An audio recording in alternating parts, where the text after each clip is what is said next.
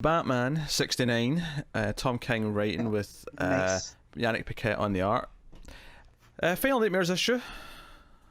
So And just for that, it's gonna increase my score because we're done. we're done indeed. And this is sure. I'll say this after reading the 7 Nightmares issues. I feel like if you'd condensed all these 7 issues down to 2 issues and just sort of montage through all these various nightmares, I might have been way more on board with it. Yep, me too. Stretching this out to 7 separate issues, I think hurt this arc a lot. Like a lot, Big a time. lot. So it's basically Batman's dancing with Selina, and they're going through all their various costumes, and he's essentially asking, "Why did you leave? Yeah, you left a note, but I don't believe you. Why did you really leave?" That's like half of it, and then the other half appears to be Bane and Thomas Wayne in the real world, and this is Flashpoint Thomas Wayne to be precise. Which at first I didn't realize this was meant to be the real world. At first I thought, wait, is this just more of his nightmare? But as it went on, it became kind of clear that no, this is actually just the real world somehow. If I could only ask Bane one thing, I would just ask him, please put some pants on. Yes. Like, bro, I get it, but like, when you're doing jujitsu, put some pants on, please. Yeah, I feel like he's thing flapping around would get in the way of That's of business. There's pinch points, like. It's not early Greek times, Matt says that to all the ladies before he gets down with it. There's pinch points, ladies. Pinch points. Oh. But yeah, it took me a second to realize this was really going on too, and I wish we would have had more lead up to the Thomas Wayne stuff, besides the button, which is the only time he has showed up. Yeah, we only have like Batman's sort of, because Batman's kind of realizing he's in a series of nightmares, and he's talking to Selina about it, how it's time to wake up and blah blah blah. And he basically theorizes why Thomas Wayne's working with Bane, and his theory is probably right, and it's an okay reason. Well, we have to get more on it, but it's basically that the Flashpoint Batman told him not to be Batman anymore.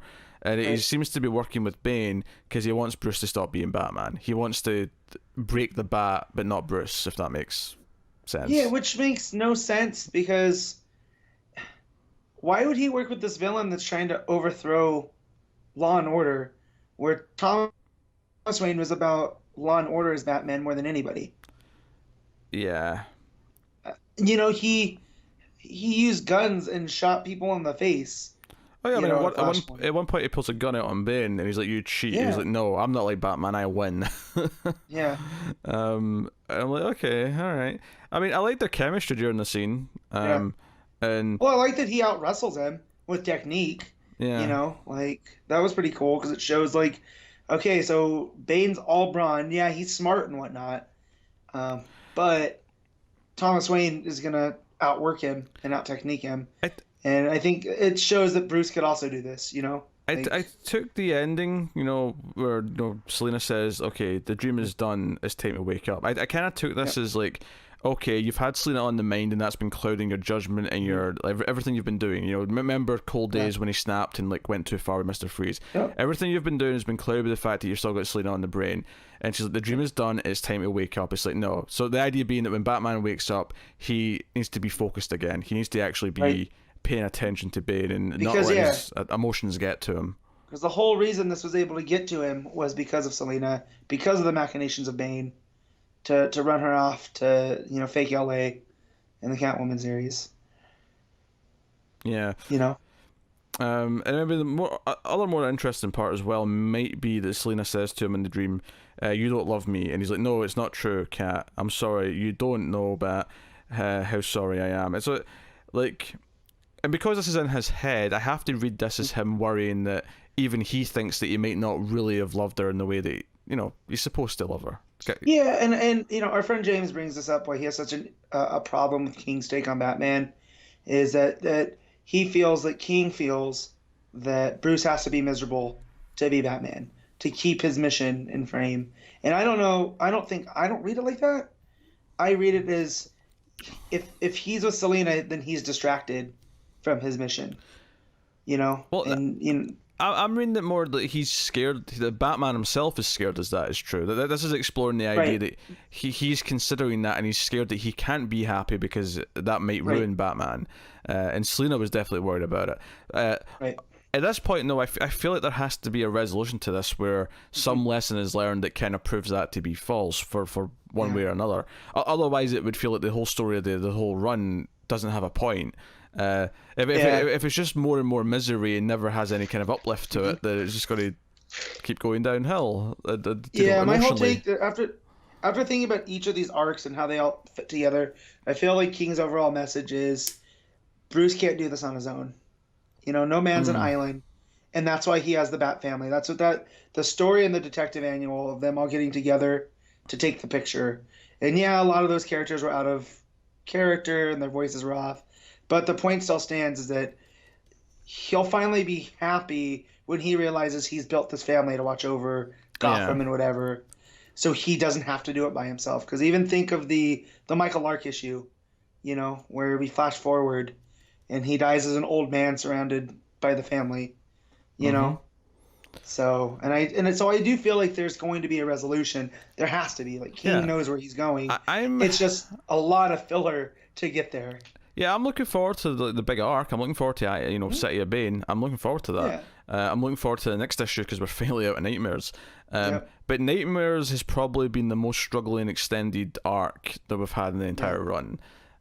Just because of the inconsistency. Like story wise, I didn't like I Am Suicide. I still hate that arc a whole lot, but it was cohesive, right? Whereas Nightmares, they were all designed to be these one shots and kind of showcase art. More than the story, and it was very maddening because you never knew what you were going to get. Yeah, like they are. I mean, Art Here Again's good. Paquette's a solid artist. I like. It's top notch. And this and Lee Weeks, I feel, are the strongest art showings. What I liked about this one, from an art perspective, is just how different it was between the real world stuff and the dream stuff. Yeah. The dream stuff had all this sort of watercoloring kind of look to it, and the coloring, whereas the Bane and Thomas Wayne fight look a bit more natural. Compositions.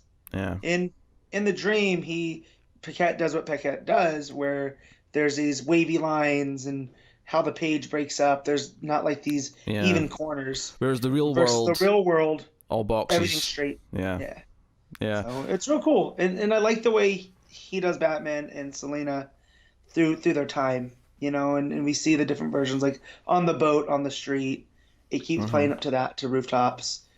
And all, but this and the Lee Weeks, it's hard to say which I like more because both were really good. I feel like this issue should probably stay as is, but the previous 6 should have been condensed into one issue and just been more of a kind of a quick ride through all these Nightmares very quickly.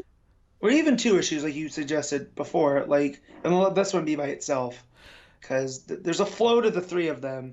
Because I think this one maybe has the first real kind of dramatic beats that mean something. Like, this was the first time, I think, in this run where I clearly got what was being said between the conversation with Bruce and Selina. Knowing it's all in his head, I got what this kind of meant. And then having the real, Bane and Flashpoint and Batman stuff as well on top of that. But this was the first one I felt like it was actually advancing the story in some way. Whereas the rest of them, I'm like, that could have been 1 or 2 issues all mushed together. Have it cut between different Nightmares and sort of show, I don't know, make it even more weird. Play with the dream logic a little more. Inception it up a bit. And but I do like how King uses this time to point out the story beats and kind of what they mean to Bruce. And like when he kind of knew something was up when when Constantine showed up. And then as the question, he's questioning her, it followed those different ones. And he talks about how he had stabbed Damien or whatever. I try to forget that issue. Mm-hmm. That issue really infuriated me. I like that issue because of the art, but I mean, it wasn't. Yeah. No. Yeah, I don't know. So, I'm glad Nightmares is over. I mean, as much as I think this was one of the better issues of Nightmares, I'm just glad it's over. Is kind of a thing. What are you rating Nightmares? I'm going to give this then, because again, I think I gave it a full point up, but I'm going to give it 7.5. The art's doing a lot of the lifting, but I feel like we're in the clear now. Yeah. Pardon me, folks. I'm gonna give it a 6.5. I think. That's fair. I just I'm glad Nightmares is over. I'm glad we can get back to actual story now. Like, Yep. I'm ready for it. I'm just ready for it.